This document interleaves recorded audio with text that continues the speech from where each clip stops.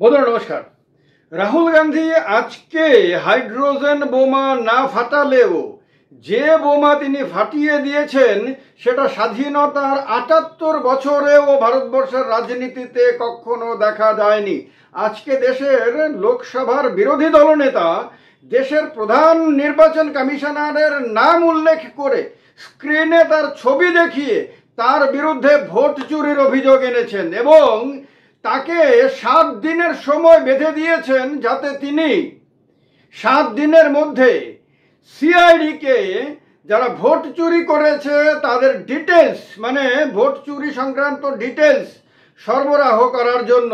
দেশের স্বাধীনতার পরের ইতিহাসে কখনো এমন ঘটনা ঘটেনি এবং আজকের এই অভিযোগের পরে আজকে রাহুল গান্ধী যখন বলছিলেন যে 100% কনফার্ম হয়ে 100% সত্য তিনি দেশের সামনে রাখছেন, তখন আপনার জ্ঞানেশ কুমারের জন্য নিজের শ্রীমুখ দেখানো খুব কঠিন হয়ে যাবে। আজকে জ্ঞানেশ কুমারের বিরুদ্ধে সরাসরি অভিযোগ এনে তিনি বলেছেন যে এই নির্বাচন কমিশন, তার নেতৃত্বাধীন নির্বাচন কমিশন দেশের ভোট চোরদেরকে আশ্রয় দিচ্ছে এবং রক্ষা করছে। ভাবা যায় এর আগে কোনোদিন এরকম হয়নি। আজকে তিনি তথ্য দিয়ে বলেছেন, তথ্য আজকে দেশের মানুষের সামনে সাংবাদিক সম্মেলনে উপস্থাপিত করেছেন। শুধু তা না, সংশ্লিষ্ট কিছু ব্যক্তিকে পর্যন্ত তিনি সাংবাদিকদের সামনে আজকে প্রেজেন্ট করেছেন এবং তাদের মুখ দিয়ে বলিয়েছেন। যে কথা বলেছেন সেগুলো শুনলে আপনারা অবাক হয়ে যাবেন। হয়তো কেউ কেউ সাংবাদিক সম্মেলনের ভিডিও দেখেছেন, কিন্তু যারা দেখেননি তাদেরকে আমি বলছি, খুব ইন্টারেস্টিং। তার কারণে ভিডিওটা না টেনে সবটা শুনবেন। সবটা শোনা দেশের সব মানুষের জন্য খুব জরুরি, কারণ কেউ জানে না আগামী দিনে আপনার নামও ভোটার তালিকা থেকে এইরকমভাবে কারচুপি করে বাদ দেওয়া হবে কিনা। অথবা সবাইকে আমি এটা বলবো, নিজের নিজের রাজ্যের সিইওর পোর্টালে গিয়ে ভোটার তালিকা চেক করে নেবেন আপনার নামও এইভাবে কেটে দেওয়া হয়েছে কিনা, অলরেডি কেটে দেওয়া হয়েছে কিনা। যদি হয়ে থাকে এবং আপনি যদি সেটা খেয়াল না করেন, তাহলে ভোটের দিনে ভোট দিতে গিয়ে হয়তো দেখবেন যে আপনার নাম ভোটার তালিকাতে নেই এবং আপনাকে ইলেকশনের মানে প্রিসাইডিং অফিসার এবং অন্য অফিসাররা বলে দেবে যে আপনি তো ভোটারই না, আপনি ভোট দেবেন কিভাবে। সুতরাং আমি আপনাদেরকে উৎসাহিত করব যে আপনি যে রাজ্য থেকেই, ত্রিপুরা থেকে, পশ্চিমবঙ্গ থেকে, আসাম থেকে অথবা অন্য যে কোনো রাজ্য থেকে আপনি আমার ভিডিও দেখেন না কেন, যদি ভোটার তালিকায় আপনার নাম কখনো উঠে থাকে তাহলে আপনাকে অবশ্যই চেক করা উচিত যে এখনো ভোটার তালিকাতে আপনার নাম আছে কিনা। না হলে যেভাবে কর্ণাটকের আলান্দে ৬,০০০-এরও বেশি ভোটারের নাম বাদ দিতে গিয়ে ধরা পড়ে গেছিল, যেটা আজকে রাহুল গান্ধী উল্লেখ করেছেন, সেই রকমভাবে আপনার নামও অন্য কোনো রাজ্যে বসে অন্য কোনো চক্র বাদ দিয়েছে কিনা। যদি বাদ দিয়ে থাকে তাহলে আপনার কিন্তু ভবিষ্যতে সমস্যা হবে। এবার কথা হলো, রাহুল গান্ধী আজকে প্রমাণ তুলে ধরেছেন ২০২৩ সালের কর্ণাটক বিধানসভা নির্বাচনের সেই সময়ে আলান্দ বিধানসভা কেন্দ্রে নাকি বেছে বেছে কংগ্রেসি ভোটারদের নাম বাদ দেওয়ার চেষ্টা করা হয় এবং বাদ দেওয়ার জন্য যাদের নাম মানে ব্যবহার করা হয় তারা জানেনই না। যাদের নাম বাদ দেওয়ার চেষ্টা হয় তারা জানেন না। ধরুন আপনার নাম বাদ দেওয়ার চেষ্টা হয়েছে অথচ আপনি জানেন না। আবার ধরুন আপনার পাশের বাড়ির ভদ্রলোকের মোবাইল নাম্বার এবং তার নাম ব্যবহার করে বাদ দেওয়ার চেষ্টা হয়েছে অথচ সেই ভদ্রলোকও জানেন না। মানে কারচুপির কোন লেভেলে ওরা পৌঁছে গেছে, অপরাধের কোন লেভেলে পৌঁছে গিয়ে এই অপকর্ম করেছে।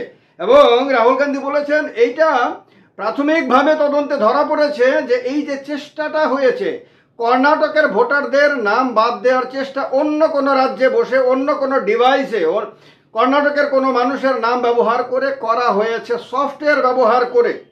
এই কথাটা কিন্তু মমতা বন্দ্যোপাধ্যায় আজকে থেকে কয়েক মাস আগে বলেছিলেন। আপনাদের যদি মনে থাকে, মমতা বন্দ্যোপাধ্যায় কিন্তু বলেছিলেন যে সফটওয়্যার ব্যবহার করে ভোটারদের নাম বাদ দেওয়া অথবা অন্য কোনো রাজ্যের ভোটারদের নাম ঢুকিয়ে দেওয়ার চেষ্টা হচ্ছে।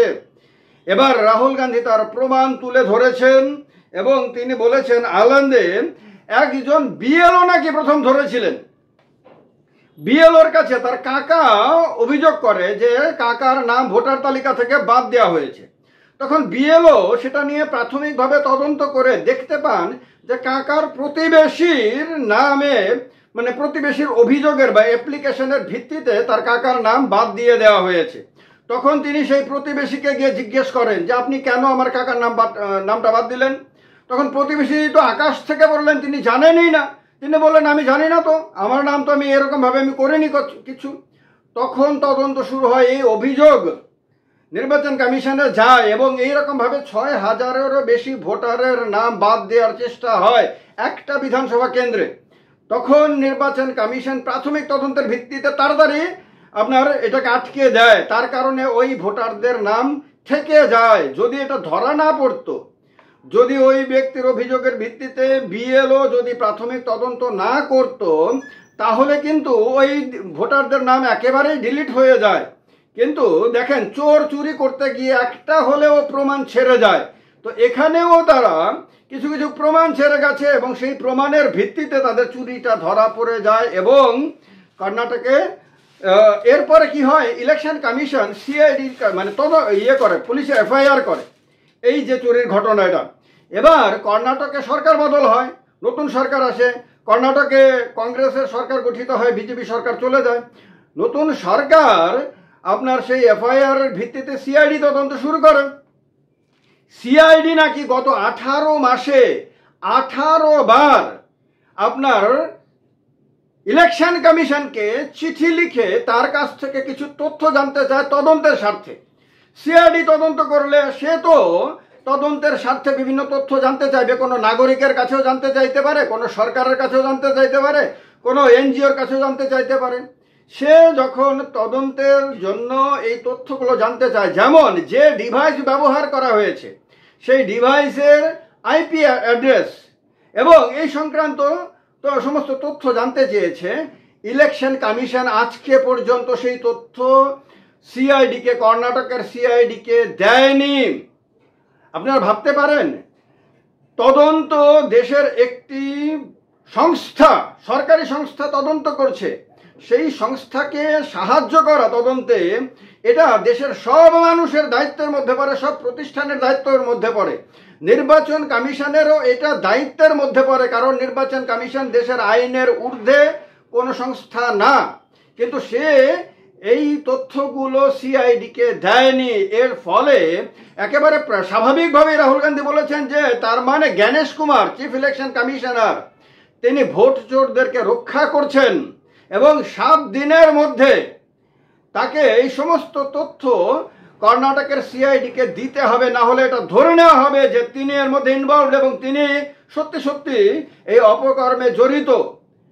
এবার ভাবেন যে এরপরে নাকি ইলেকশন কমিশন সূত্রে আপনার জানানো হয়েছে, মিডিয়াকে জানানো হয়েছে যে রাহুল গান্ধীর অভিযোগ ভিত্তিহীন, এভাবে এগুলো করা যায় না।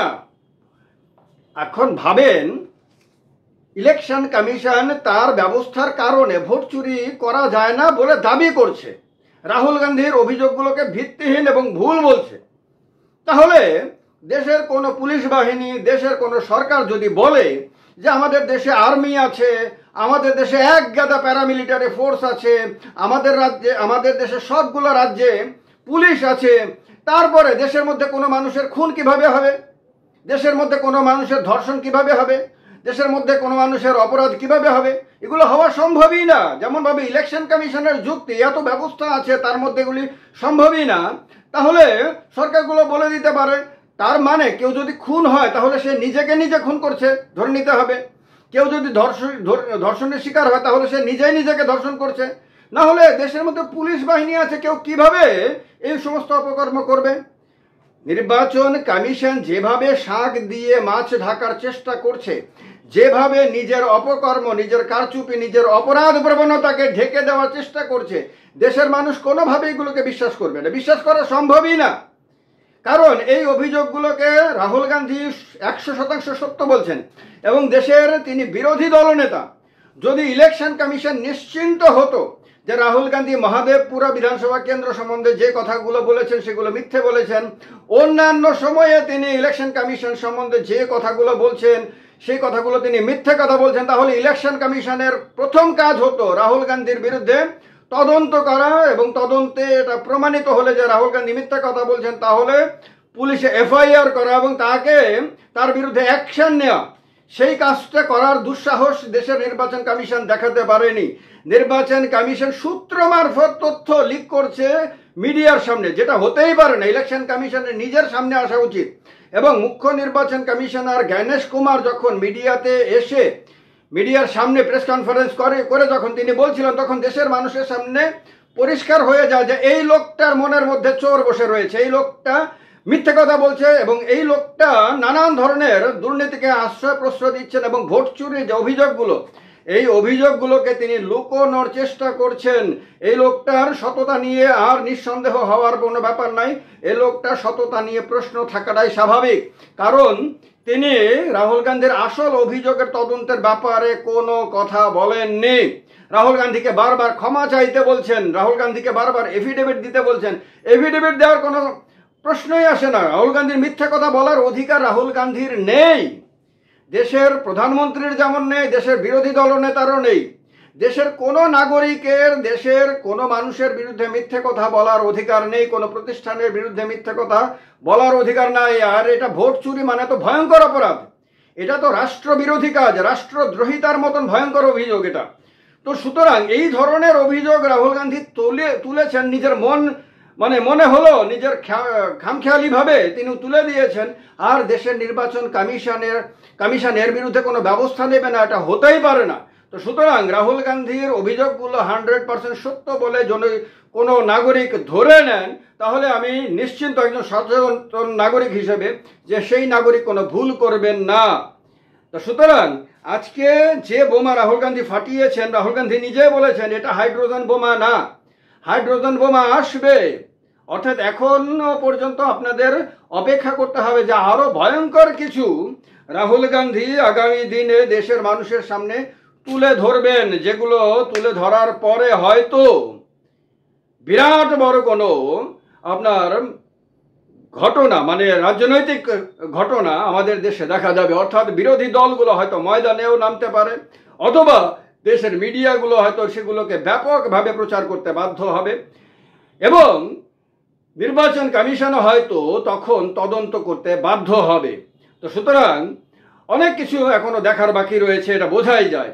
আজকে যে অভিযোগগুলো রাহুল গান্ধী আজকে করেছেন সেগুলো সরাসরি তিনি জ্ঞানেশ কুমারের ছবি দেখিয়ে তার নাম উল্লেখ করেছেন। জ্ঞানেশ কুমারের এখন উচিত সামনে এসে দেশের মানুষকে জানানো যে তিনি তদন্তের আদেশ দিয়েছেন কিনা, অথবা তিনি আপনার কর্ণাটকের সিআইডির দ্বারা চাওয়া যে তথ্যগুলো সেগুলো তিনি তাকে আপনার একজন দায়িত্বশীল নাগরিক হিসেবে সেগুলি তাকে সরবরাহ করেছেন কিনা।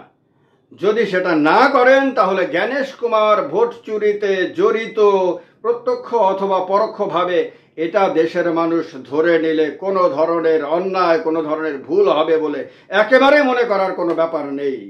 তো সুতরাং নির্বাচন কমিশনের সতীত্ব সংকটে পড়ে গেছে।